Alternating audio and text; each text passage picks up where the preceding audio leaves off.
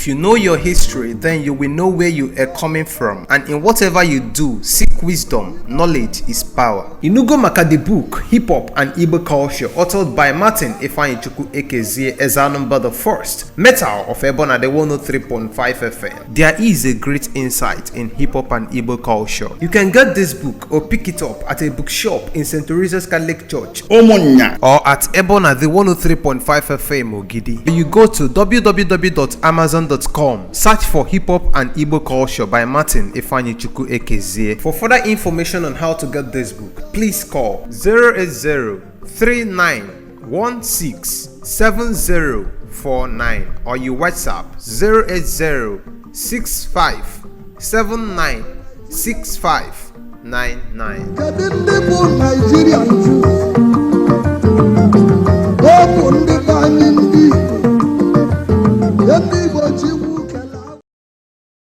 That something is wrong for the spiritual world. A better good deal as well. Maybe no way if you dispose him on a mirror. Because most of it who pay for. Whatever I'm running up, whatever prochifa. Okay. You got to go? So there's no more if you can name without your personal God. You must know your personal God. More than you know you got to go? Because no one will cheat man will Nina ya wall, no man can get into without him on the tea. You wouldn't be that good. Some people don't know it. Cheat man will carry log. Only what you give I worry for protection, whereas like cheat carry log. Come on, you are buying as Dibian Awa Ordinana. Okay, I think the air, but I can't out. Maloya won't know over. You do by Tiano. Again, Abola Noma. Kumbulu. Nibuba no crazy, you wait Diana more. On a patanida got off ma. Bring him back. Yamala one on one for Buno work. Bring him inside. Got I go? I had not an apple, not too much. So we feel like you will launch the idea because I am that fit here. You see it?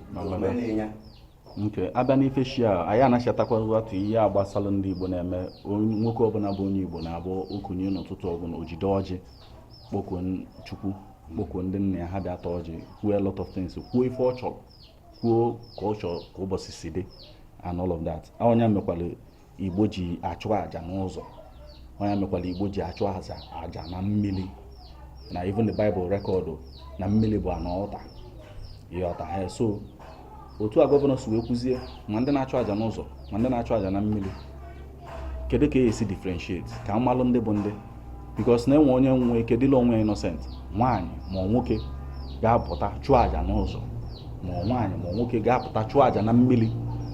Kedu ka esi kọwalụ gọvanọ ka ọ ghọtakwa na enwe ndị ga-achụ aja, ma ọ bụ na ọ nwezi ebe ọ ya edebe a ga na-achụ aja, maka Igbo na-achụgbu aja gboo. Kedu inwe egwu na nke asị?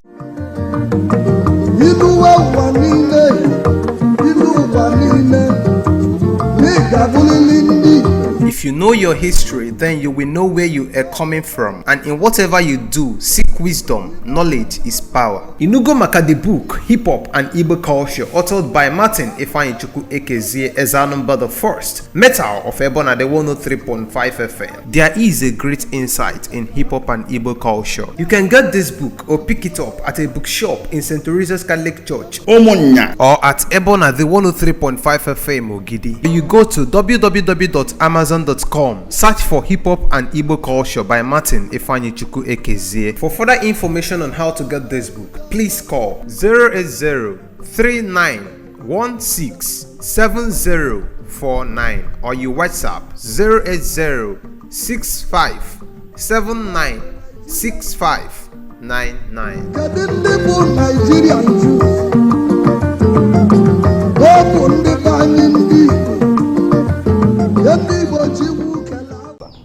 Yes, and actually I'm really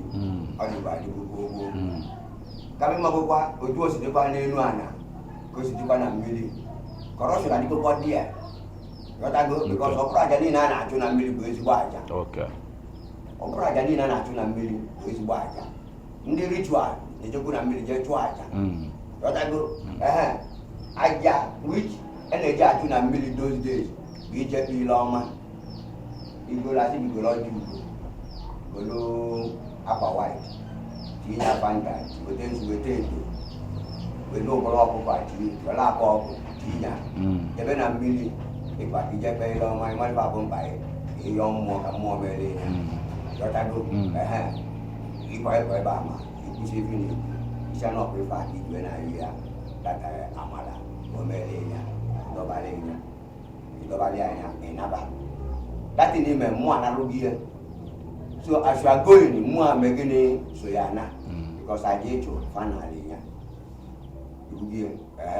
Mana ngene ku fo no yabo onwo dia do yabo isi ebuwe ai ba no that is all that mo dia ja we all maybe street mo bi aja ti ku lo mmadu or something all maybe this thing I know them make back spirit because such as onyo ogo rely on ogo no fro ogo taje in a spiritual form or the path commando onwe ke form a lunatic see from nowhere but na pa ile obodo no kata bu ifi ogulu mma ati no yenwa no gbo igwa o ma ba ofia so no omu bini na megini na cause ya but obuna na esi otu amebe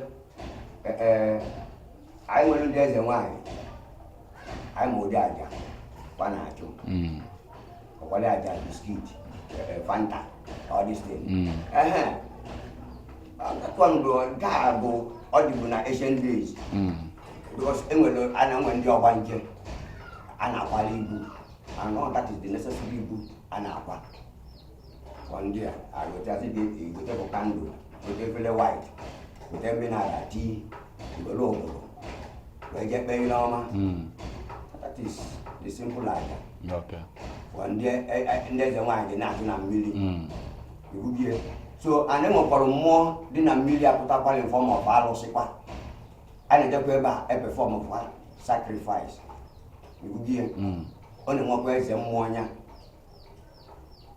like when you go to Mbiba Eba Ogidi Eba so people they get Gwenkwa na na bo Mbiba na obu no medo otua fa ba pute so oya budi na mosha mo ya pata ofa eje mo yeli ano de ba na esinya bi fe na elipia ndi nwa bia rush ya sino mba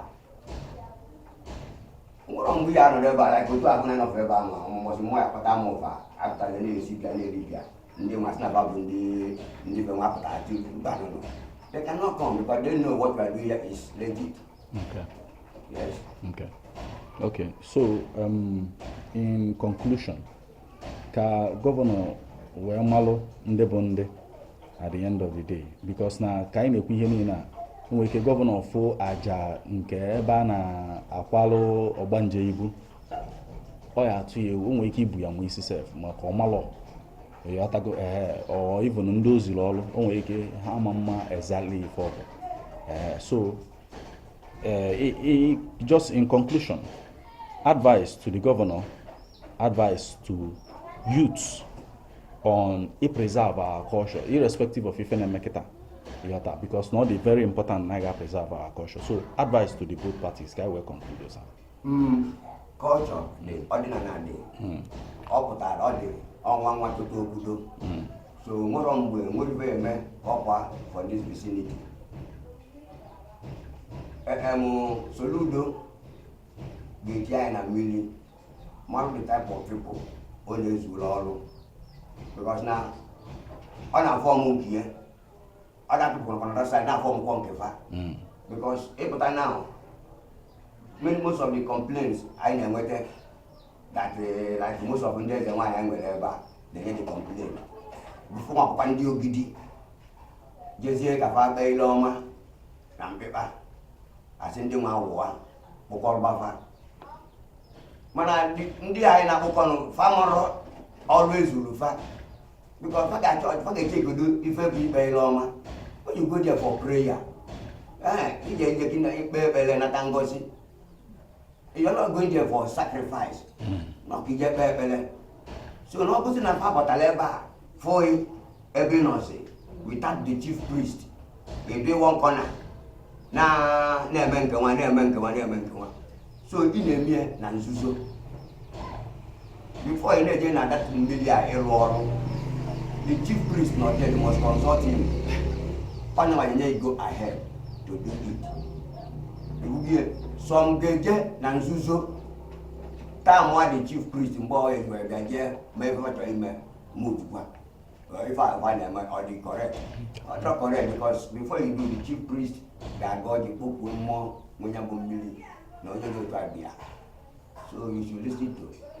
Don't try not for here now. You cannot just call it by you. No one brings them one or that. You're just on your own. Come on, you just I think no phone you to love a lot at the belly ever.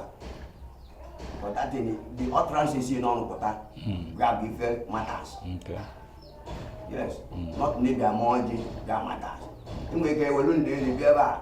See, I don't keep balloon mess and more. I don't keep balloon smoking. I don't keep balloon wine. Go to lose it by Joku. I never joke when I saw my former would depend to you. So that thing in the proclaim that time is going after you. Because in a top what you happen. Not that I know to go fire team the people man. Then what can I do? I'm going to be man, move a road block, put up. I drop over to baby. Up a lot of commandment. Okay. But I go.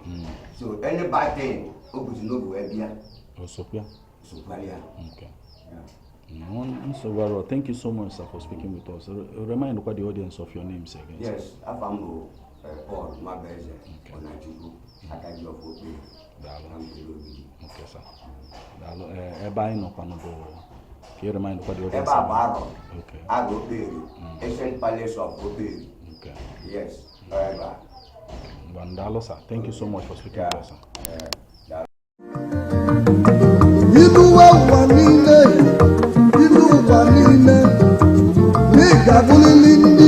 If you know your history, then you will know where you are coming from, and in whatever you do, seek wisdom. Knowledge is power. Inugo Maka the book, Hip Hop and Igbo Culture, authored by Martin Ifeanyichukwu Ekezie Ezanumba the First, Metal of Ebona the 103.5 FM. There is a great insight in hip hop and Igbo culture. You can get this book or pick it up at a bookshop in St. Teresa's Catholic Church, Omonya, or at Ebona the 103.5 FM Ogidi. You go to www.amazon.com, search for Hip Hop and Igbo Culture by Martin Ifeanyichukwu Ekezie. For further information on how to get this book, please call 080-3916-7049 or you WhatsApp 080-6579-6599.